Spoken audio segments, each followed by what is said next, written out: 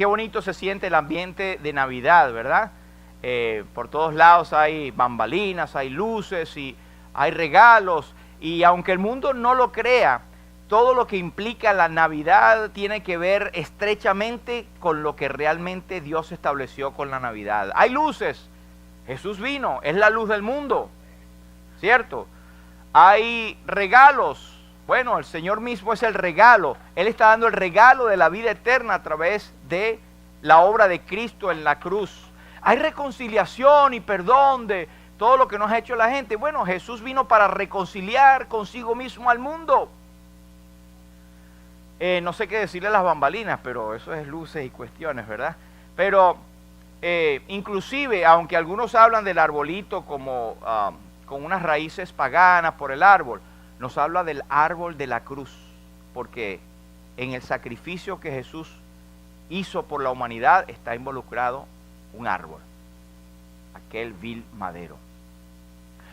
Y yo puse ahí a propósito, ustedes si son detallistas se darán cuenta que está el bastoncito este de color, ¿verdad? Con una lacito, está a mano izquierda, está como usted lo ve, ¿verdad? Normalmente, y en mano derecha está invertido, ¿cierto? Pero quiero decirles que este bastoncito o este caramelo tiene una historia detrás. Hay varias historias que usted puede conseguir en internet, pero todos tienen un principio religioso. Hablan de un tipo en 1200 y pico que era el de la coral en Alemania. Él lo hizo para poder explicarle a los niños algo del Evangelio. Pero luego encontramos otra explicación, o tal vez dice la tradición que fue así. En el siglo XVIII, usted sabe que en Europa se levantaron corrientes filosóficas y estaba la corriente de la Ilustración. La Ilustración era una corriente filosófica que hacía que los hombres no aceptaran nada a menos que pudieran explicarlo racionalmente. Era la época de la Ilustración, que corrió por Europa, empezando por Alemania, Inglaterra, Italia, y hay muchos ejemplos de lo que fue la Ilustración. Pero la Ilustración también trajo la negación de todo lo espiritual y sobrenatural. Así que había mucha persecución, inclusive para los religiosos o para la gente que tenía la creencia en lo espiritual. Empezaron a ser desechados y en muchos casos ser penalizados. Hubo un tiempo durante la época de la Ilustración donde no se permitía ni siquiera la cruz o ni siquiera algún símbolo religioso, ni hablar de Jesús. Y hoy en día todavía lo tenemos. Pero hubo un cristiano, según dice la tradición, que él ideó este caramelo. Primero, porque podía entrar a los niños y podía empezar desde la base a predicar el Evangelio. El famoso caramelo tiene forma de un bastón. Y es un bastón que representa Juan 10 y 10 o los Salmos, o el Salmo 23, cuando habla de Jehová como nuestro buen pastor, Jesús como nuestro buen pastor que da su vida por las ovejas. Entonces la forma del bastón servía para introducir a la gente lo que es Jesús como el buen pastor. Pero también cuando lo volteabas, el bastón era la forma de la J, que representa a Jesús. Así que ya tenemos dos grandes razones por las cuales usted va a comprar ese caramelito cuando salga de aquí. Pero no solamente eso, originalmente este caramelo era totalmente blanco y tenía 3 líneas o franjas rojas. Las 3 líneas o franjas rojas representaban que ese Jesús era parte de la divina Trinidad y hablaba de la triunidad de Dios. Y no solamente eso, el hecho de que fuesen rojos hablaba de la sangre preciosa del Cordero, ese buen pastor que su vida da por las ovejas. Y lo blanco en el fondo es lo que el alma vendría a ser luego de ser lavada y redimida por la sangre de Cristo. ¿No es bonito esto? Es una forma de explicar el Evangelio aún a los niños. Así que este símbolo de Navidad, próximamente que usted lo vea, ya tiene una razón. Detrás hay una explicación. Así que Pero la gente puede seguir diciendo muchas cosas acerca de la Navidad. Muchos tienen distintas opiniones acerca de la Navidad. Y por eso la pregunta de hoy es, ¿qué dice la gente acerca de la Navidad? Por supuesto que este es un tema que muchos tocan, hasta nosotros mismos lo hemos hablado acá, pero siempre es bueno refrescar qué es lo que nosotros oímos alrededor. Preste atención o haga preguntas intencionales. Usted puede preguntar a una gente, oye, ¿qué crees tú que significa la Navidad? Y es una puerta de entrada para predicar el Evangelio, ¿sabía? Así que en muchas encuestas, sin ir a internet ni a estadística, usted mismo lo puede hacer. Usted va a ver que la Navidad, dicen, es la fiesta más importante del cristianismo. Eso lo dice la gente como de una manera objetiva, sin meterse en decir de que si me gusta o no. Bueno, es la fiesta más importante de la cristiandad hoy en día. Bueno, los hebreos o los judíos tienen el Hanukkah y tienen, cada quien tiene religiones o tiene forma de expresar sus festividades. Para ellos, la festividad de la Navidad simplemente es una de las fiestas que tiene el cristianismo. Pero cuando vamos un poquitico más a nosotros mismos, podemos decir que la Navidad es una fiesta de alegría familiar, ¿cierto? Y todos acá, yo creo que sin excepción, tenemos recuerdos bonitos de la Navidad. Cómo nos reunimos en familia, cómo viene la tía, el tío, el primo de otras partes, o nosotros viajamos para allá. Es decir, que realmente podemos decir que la Navidad es una fiesta de alegría familiar. Pero también, y lo hemos oído hoy, es villancicos, música, viajes, música, villancicos, que fueron escritos en la Edad Media o en la Edad de la Reforma, muchos de estos signos. Y usted va a Nueva York o a estas ciudades frías y hay gente que sale, ¿verdad?, en coros a cantar por la calle. Eso es lindo, eso es bonito. No lo hacemos acá, pero lo estamos haciendo y hay un coro que está entrenando acá para cantar, para reunirnos, para expresar con nuestro canto lo que es la alegría de la Navidad. Pero, en total, es una época de alegría para muchísimos y una época de solidaridad. Las televisoras empiezan a pasar lo que son series de los milagros de Navidad. Y en esos milagros de Navidad usted ve cómo la gente se solidariza con aquellos más pobres o que están pasando por tristeza. El otro, porque es la Navidad, viene y se ofrece de una manera que normalmente no haría.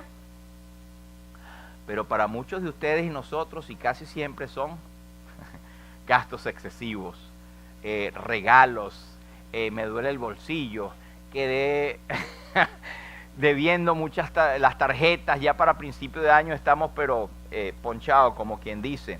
Pero también comilonas. Después de esto viene la dieta y el ejercicio y el gimnasio. Vamos a darle duro.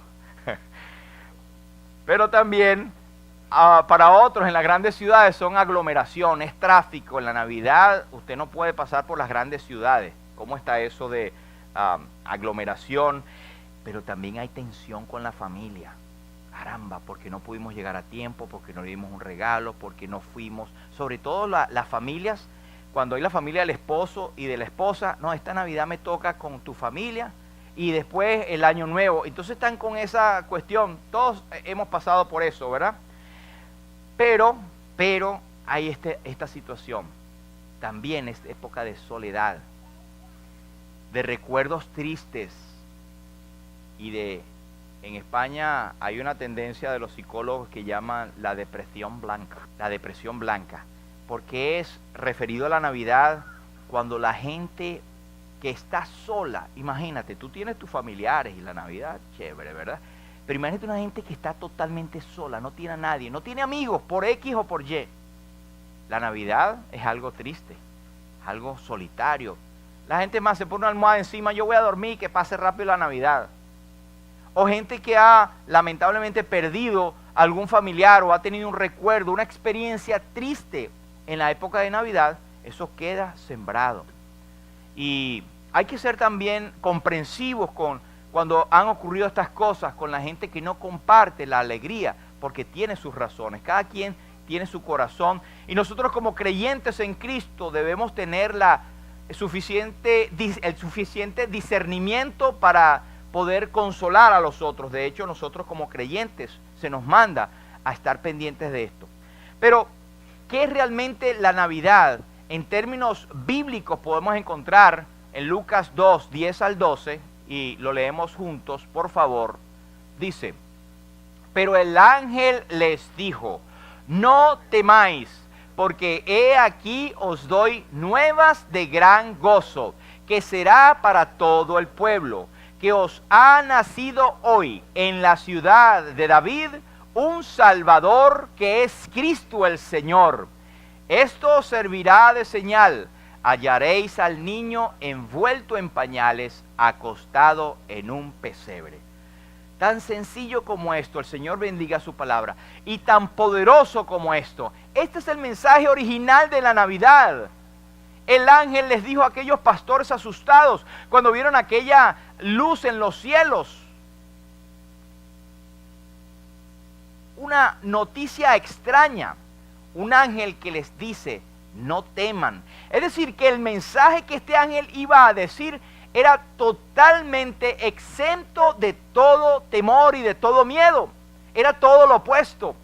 No se asusten, señores, que más bien esto es para gozarse. Esto es alegría. Esto es una buena noticia. De hecho, el evangelio, la palabra evangelio quiere decir buenas noticias, mensaje de gozo, mensaje de salvación. Y él dice: os doy nuevas de gran gozo. Primeramente, la noticia que el ángel venía a dar era una noticia que iba a traer alegría y gozo. Es decir, que iba a quitar o a erradicar la tristeza. Hermano en Cristo, tú eres creyente, tú eres del Señor. ¿Tu vida refleja el impacto del evangelio? Cuando digo esto, no estoy diciendo que no nos entristezcamos de vez en cuando, pero no debe ser lo predominante. El cristiano evangélico se debe caracterizar por tener gozo y alegría a pesar de las circunstancias. Las caras largas no expresan un testimonio del evangelio. Debemos siempre estar dispuestos a mostrar una sonrisa, a estar alegres. ¿Por qué? Oh, tengo alegría de la vida. Ah, sí, está bien, está bonito. No, bueno, tengo alegría porque soy salvo, soy salva, porque tengo a Cristo como mi Señor y Salvador, y eso debe bastar para todo el mundo. Así que diga usted allí: soy salvo y estoy gozoso. Diga al lado: amén. Y dígaselo a su cara, porque algunos lo dicen con una cara. Muy bien. Ahora fíjense que esta situación ocurrió en un tiempo específico y en un lugar específico. Esto no es una noticia etérea, no es una tradición, no es un cuento de hadas. Realmente ocurrió, y ocurrió en la ciudad de David. Y ocurrió en esa época. Hoy en día marcamos el 2017, pues con los errores que hubo más o menos, hay como unos 4 años de diferencia. Pues Cristo pudo haber nacido 2013 años o 2020 y pico de años, pero está allí, y es tan importante y está tan verificado que ocurrió el Jesús histórico, que la historia se divide en antes y después de Cristo. Ahora fíjense la expresión que da el protagonista de esta noticia. ¿Cómo le llaman al Señor Jesús? Un Salvador, número 1. Número 2, el Cristo. Y número 3, el Señor. Ahí está la triunidad de Dios. Pero también la expresión de que aquel ser que estaba naciendo, no estaba naciendo por primera vez, aunque humanamente me preparaste cuerpo, como dice proféticamente. Pero Cristo ya existía. Nunca tuvo un comienzo, porque es Dios mismo. Eternamente ha tenido el principado. Y Él creó todas las cosas con la palabra de su poder. No puede haber un cristiano que diga que es creyente en Cristo pensando que es un ser creado, que es un Dios menor o que es una creación. No, Señor. Cristo es Dios hecho carne. Es componente mismo de la deidad eterna. Pero primero es un salvador, es decir, que iba a rescatar. Cuando Juan el Bautista, ya Cristo estaba grande, pero antes de entrar en su ministerio terrenal, público, Juan el Bautista lo señaló como: he aquí el Cordero de Dios que quita el pecado del mundo. Era la razón de su venida, quitar el pecado, salvar. Y cuando el ángel le dijo el nombre que iba a tener aquel ser que estaba naciendo, llamará su nombre Jesús, porque Él salvará a su pueblo de sus pecados. Y esa noticia tan antigua viene a ser ahora una noticia novedosa para aquellos que no tienen a Cristo y que hoy pueden ser salvos.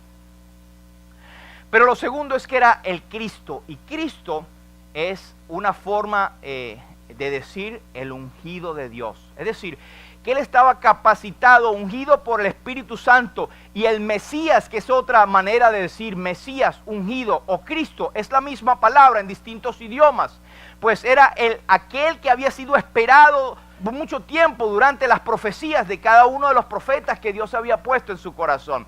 Y por último es el Señor, y esta palabra el Señor, el Kurios o el Kyrios en griego, es aquel que merece toda nuestra adoración, que es aquel al cual rendimos cuenta, y es aquel que gobierna toda nuestra vida. Cuando nosotros decimos que somos creyentes y tenemos a Cristo como nuestro Señor, es decir, que Él es nuestro dueño y que todo lo que hacemos debe estar bajo su voluntad y lo que Él nos explica en su palabra. A veces decimos que somos creyentes y tenemos a Cristo como nuestro Señor, pero actuamos de acuerdo al Señor que está en este mundo, que es el Dios de este mundo, que dice la Biblia es el que ha cegado el entendimiento de los incrédulos para que no les resplandezca la luz del Evangelio, de esta noticia sin igual. Así que en este mensaje poderoso del Evangelio tenemos esta revelación: Cristo es tu Salvador, pero también es tu Cristo, el Mesías prometido, el cumplimiento de todas las profecías del Antiguo Testamento y de lo que Dios prometió cuando en Génesis capítulo 3, versículo 15, Dios pudo hacer el protoevangelio o la primera mención de la salvación cuando dice: este te herirá en la cabeza y tú le herirás en el calcañar. Aquel fruto de la mujer vendría a destruir el imperio de Satanás. Pero también es tu Señor, porque es Dios hecho carne que rige tu vida, y esto debe ser constante en nuestros corazones. Ahora, con esto usted puede pensar: ¿quién puede despreciar la Navidad? Esto es difícil, ¿verdad?, de pensar el desprecio por la Navidad. ¿Tú puedes realmente despreciar la Navidad? Vamos a ver que hubo algunos ejemplos que vamos a ver de gente que despreció la Navidad, que no aprovechó la Navidad. Gente que hoy en día está despreciando la Navidad. Y esta palabra es bastante fuerte. Despreciar la Navidad, según el diccionario, despreciar es una falta de respeto a través de un trato injusto y despectivo. Hay gente que está despreciando, está tratando con irrespeto, con injusticia y despectivamente el mensaje de salvación. Y esto tiene una consecuencia tremenda. Hebreos nos dice: cuánto mayor castigo merecerá el que pisoteare la sangre del pacto y tuviera por inmunda la misma. No queda otra salida sino una horrenda expectación de juicio y de hervor de fuego que ha de devorar a los adversarios. Es decir, tener un irrespeto y un desprecio por el Evangelio no es una cosa sencilla, sino que tiene una consecuencia de condenación eterna. Por eso la importancia de este mensaje, y más para nosotros como creyentes. La otra parte que encontré de definición de desprecio es que supone la negación y humillación del otro, de quien se pone en duda su capacidad de integridad. Poner en duda la capacidad de Cristo para salvar. Y dice, pero implica un sentimiento de inferioridad. Aquel que desprecia indirectamente se está poniendo como mayor, como superior, el orgullo y la soberbia. Y estos fue el pecado específico por lo cual Satanás fue expulsado de la presencia del Señor: la soberbia y el desprecio por la santidad de Dios, el querer hacer las cosas y la multitud de sus contrataciones que dice Ezequiel e Isaías. Pero no vamos a hablar de ese ser acá. Vamos a concentrarnos en la importancia de tener cuidado con despreciar la noticia de la Navidad. Así que puede ser, piense un momento, compañeros de trabajo, pacientes, amigos, compañeros de estudios. Es muy posible que estén despreciando la Navidad.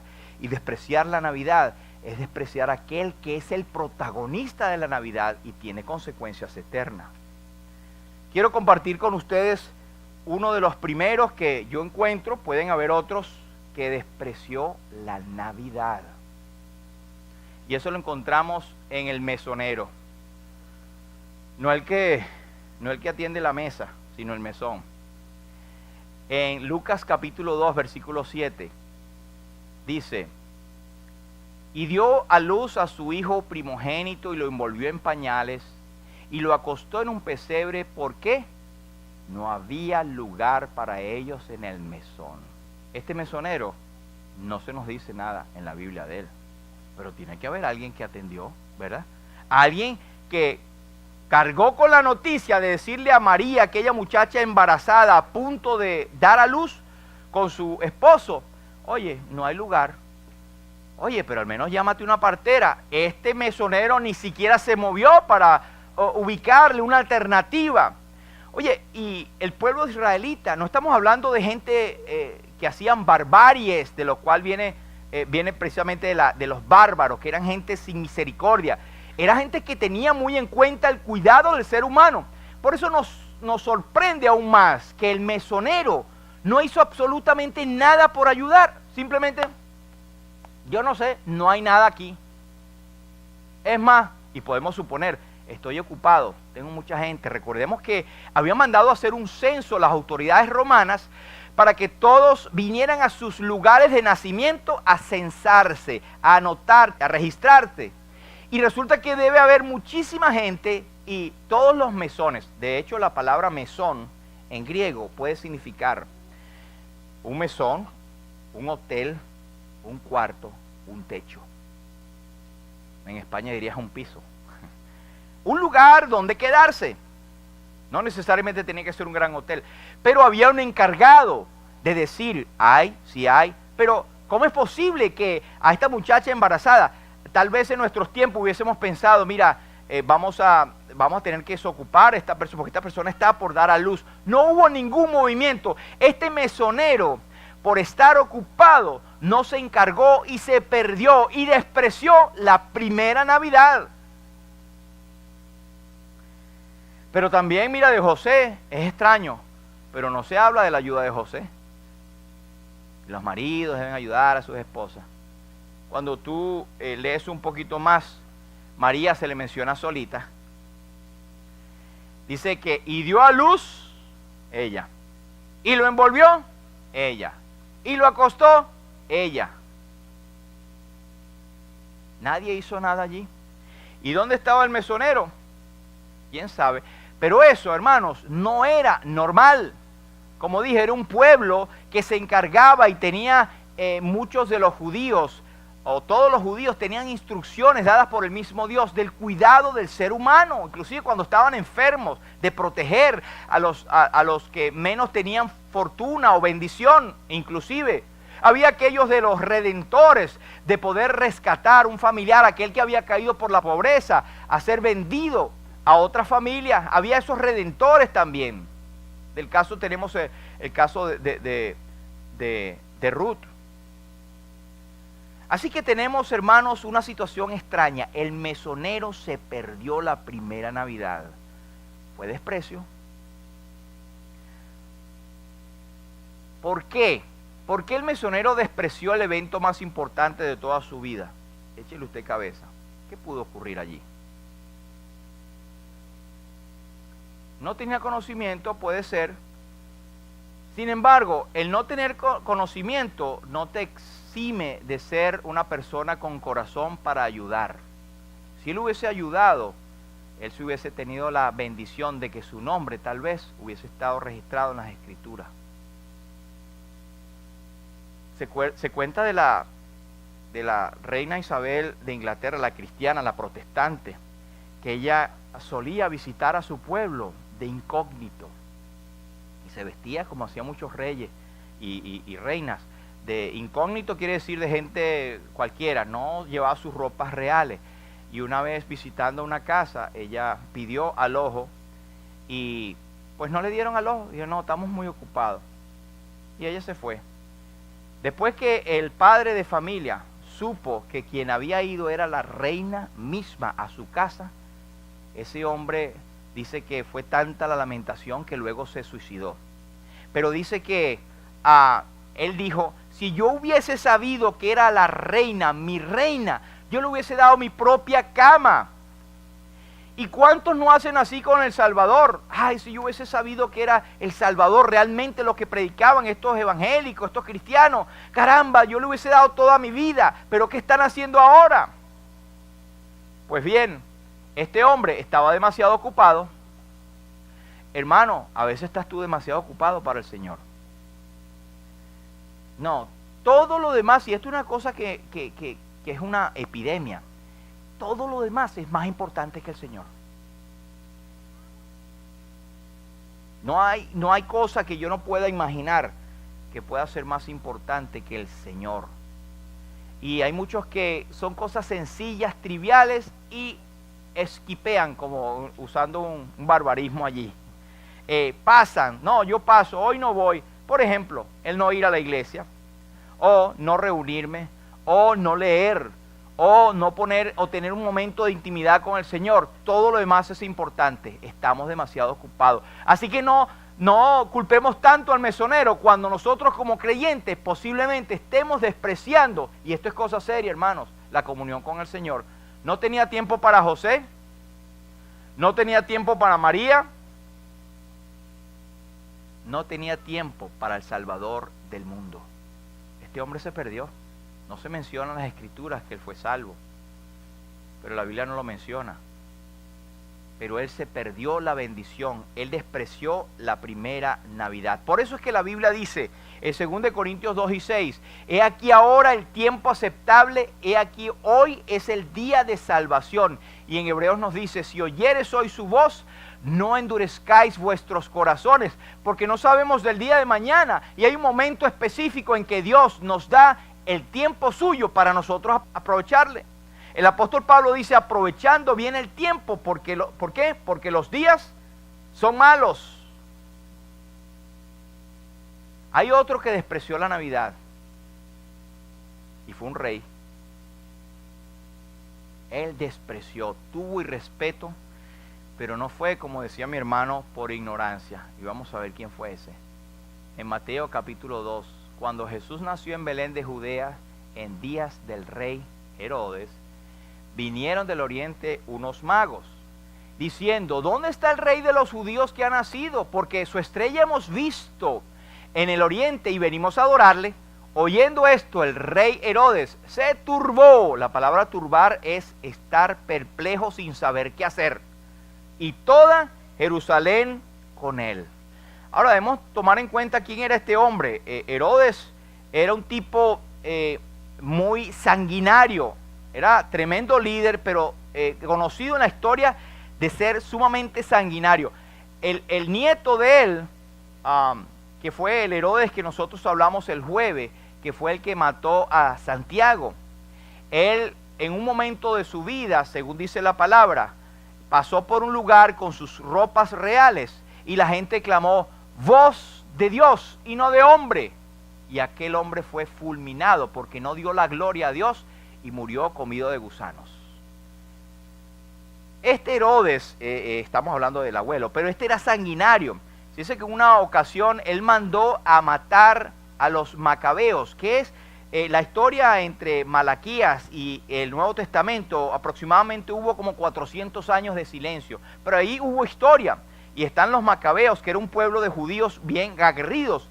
Ellos se levantaron, hicieron guerra contra unos griegos, y eso no tenía nada que ver con el rey Herodes.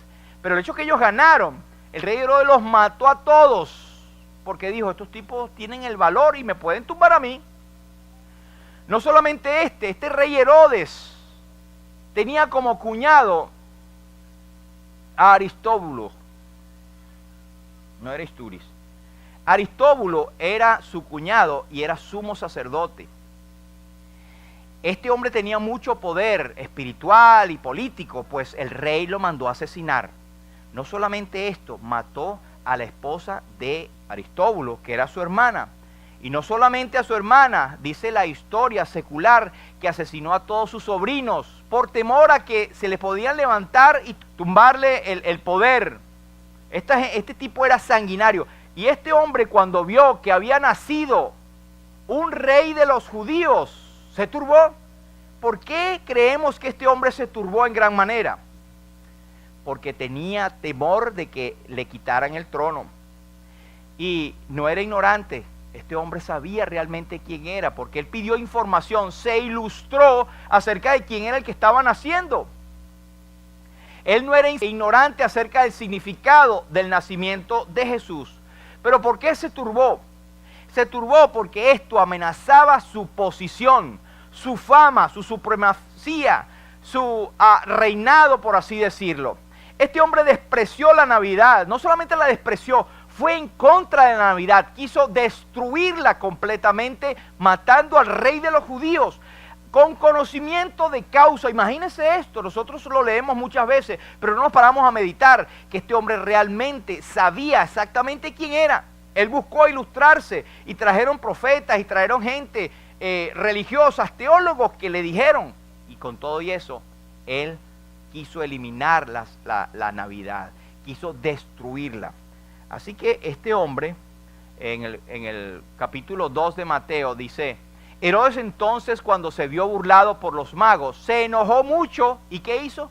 Mandó a matar a todos los niños menores de 2 años que había en Belén y en todos sus alrededores, conforme al tiempo que había inquirido con los magos.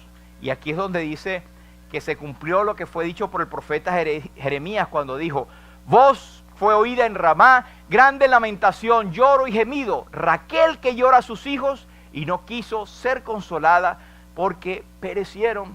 Hermanos, esto fue una situación, algunos le han tomado cuando por broma el Día de los Inocentes, pero realmente de los niños inocentes que fueron muertos. Esto no es cuestión para estar jugando, pero hubo mucha gente que murió, estos niños menores de 2 años, porque el rey quiso erradicar, eliminar a aquel rey que había nacido.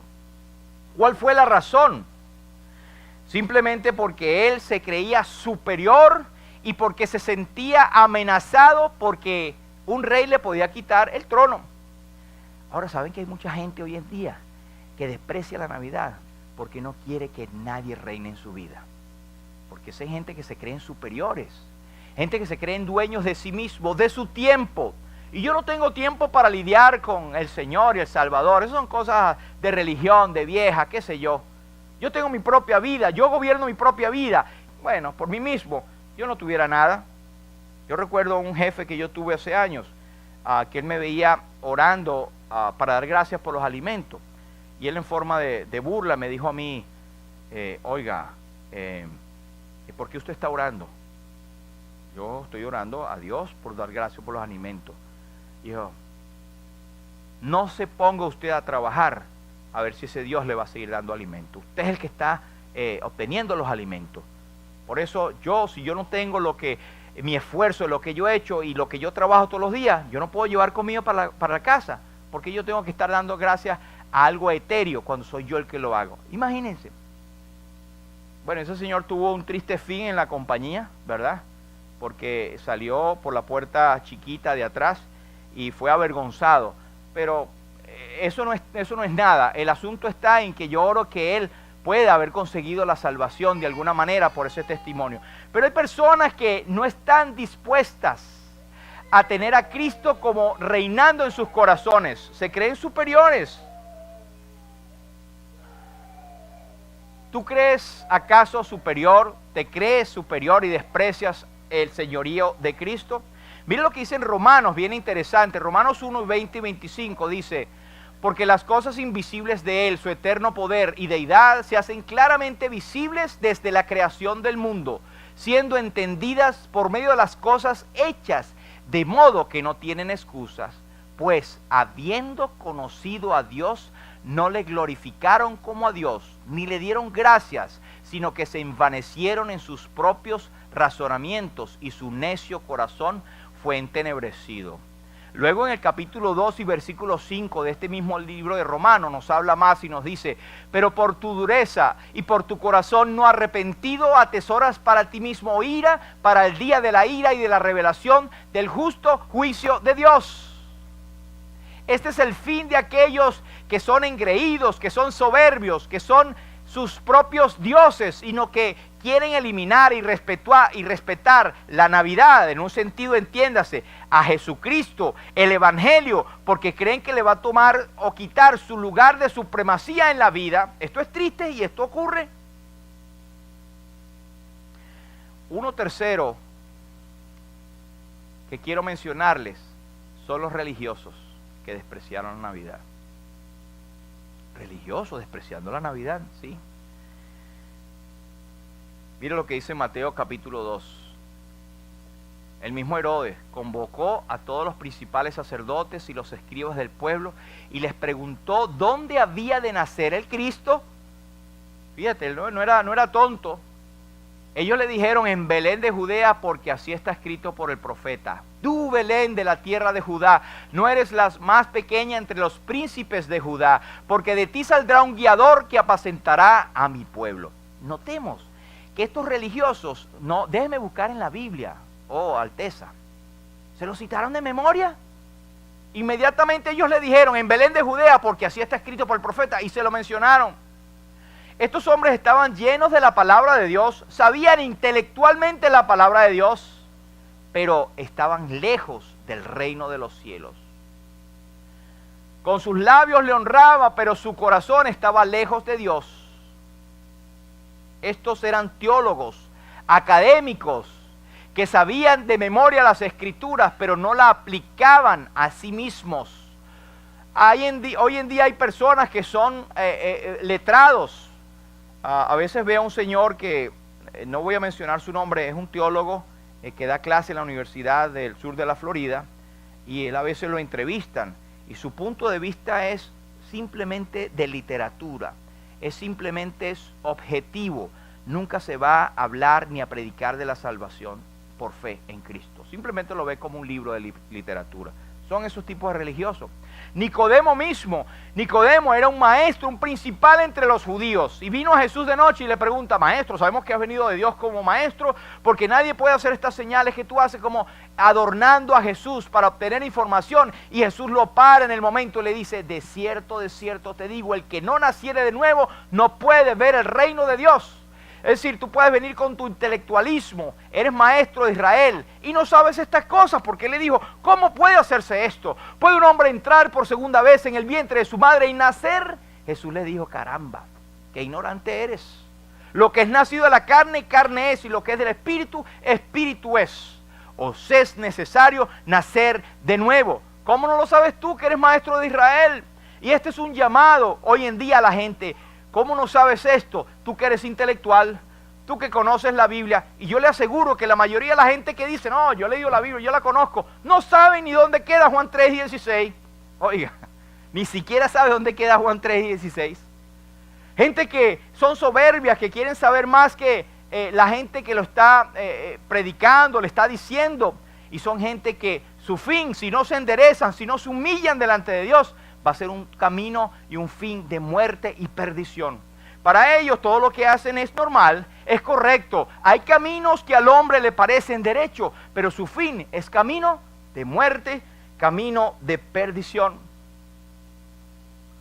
Eran los teólogos y académicos, no tuvieron que estudiar la respuesta, la sabían de memoria, conocían la respuesta a la pregunta de Herodes, pero no hay ninguna evidencia de que ellos mismos fueron a Belén a ver a Jesucristo. No se nos dice jamás. Ellos despreciaron la Navidad por orgullosos y autojustificados. ¿Cuántos de nosotros no nos autojustificamos? No, yo sé eso, no me lo diga. Es más, como creyentes en Cristo, puede venir un hermano sencillo o hermana a decirnos algo y le salimos con una respuesta teológica. O no, yo sé eso, no, a mí no me digas nada, yo tengo mi propia... Hermanos, eso es falta de humildad y no estamos reflejando el carácter de Cristo. Aprended de mí que soy manso y humilde de corazón, dice la palabra. Dios resiste a los soberbios, pero da gracia a los humildes. Humillaos pues bajo la poderosa mano de Dios, para que Él os exalte cuando fuere tiempo. Para aquellos que desprecian de alguna manera, sepan que Dios lo ha recibido y lo ha amado, y nos ha amado desde antes. Jeremías nos dice, Jehová se manifestó hace mucho tiempo, decía Jeremías, diciendo, con amor eterno te he amado, por lo tanto te prolongué misericordia. Y hay algunos que hablan, los evangélicos, siempre hablando de la venida de Cristo, y todas las cosas permanecen igualitas. Desde que mi abuela, desde que mi tatarabuela hablaban del igualito, las cosas no han pasado, no ha venido el Señor. El Señor no retarda su promesa, según algunos lo tienen por tardanza, sino que es paciente para con nosotros, misericordioso, no queriendo que ninguno perezca, sino que todos procedan al arrepentimiento. Esa es la razón. Pero Dios, con amor eterno, nos ha amado, y este amor ha sido manifestado en la cruz, porque de tal manera amó Dios al mundo, que ha dado a su Hijo unigénito, para que todo aquel que en él cree no se pierda, mas tenga vida eterna. 2 Corintios 6 y 17. Por lo cual salid en medio de ellos. Si hay alguno que tiene esta actitud de aquellos que despreciaron. El mesonero no tenía tiempo para Dios. El rey Herodes se sentía soberbio y superior. Y los teólogos estos eran autojustificados en sí mismos. Ojalá que no haya ninguno, ni en este auditorio, ni en los que nos están escuchando o nos escucharán luego por el internet, y que sepan que Dios tiene los brazos abiertos, dispuestos a aceptarlos. A veces nosotros, yo reconozco que uno comete este error de dicción o de expresión cuando dice, acepta a Jesús como tu Señor y Salvador. Es como que si Jesús está rogando para que le aceptes. Jesús te aceptó ya en la cruz del Calvario. Pero si tú continúas en la posición de soberbia y no le recibes a Él, no haces que tu mente cambie, que tu corazón sea transformado y que tus pecados sean limpios por la sangre que Él derramó en la cruz, pues serás condenado. Cristo no dijo en vano que el que cree en el Hijo tiene vida eterna, pero el que rehúsa creer en el Hijo, el que desobedece al Hijo, no verá la vida, sino que la ira de Dios está sobre él. Esto es el Evangelio, mi estimado amigo. Y para ti, mi estimado hermano, hermana, el Evangelio sigue siendo el mismo. Cristo murió en la cruz del Calvario, conforme a las Escrituras, derramó su sangre, fue sepultado y resucitó al tercer día conforme a las Escrituras. Este es el poder del Evangelio y lo proclamamos porque no me avergüenzo del Evangelio, porque es poder de Dios para salvación a todo aquel que en él cree. ¿Tienes el riesgo de estar despreciando la Navidad? ¿Acaso estamos en alguno de estos grupos? Hay un himno que cantamos en nuestro himnario viejo, que era el 165, que nos dice, y todos lo saben, tú dejaste tu trono y corona por mí, al venir a Belén a nacer, mas a ti no fue dado el entrar al mesón, y en pesebre te hicieron yacer. Tú viniste, Señor, con tu gran bendición para dar libertad y salvación, mas con odio y desprecio te hicieron morir, aunque dieron tu amor y virtud. Alabanzas sublimes los cielos darán cuando vengas glorioso de allí, oh Señor, y tu voz nos dirá de las nubes, venid al hogar celestial junto a mí. Ojalá que estas sencillas pensamientos acerca de el peligro de despreciar la Navidad pueda calar en tu corazón, de que aunque primeramente esto es para el inconverso, el que no tiene a Cristo como Señor y Salvador, nos haga a nosotros reflexionar como creyentes en Cristo, que muchas veces tomamos la actitud de desprecio hasta el Salvador. Todo lo demás es más importante. No tengo tiempo. Ya yo sé eso. ¿Para qué voy para allá?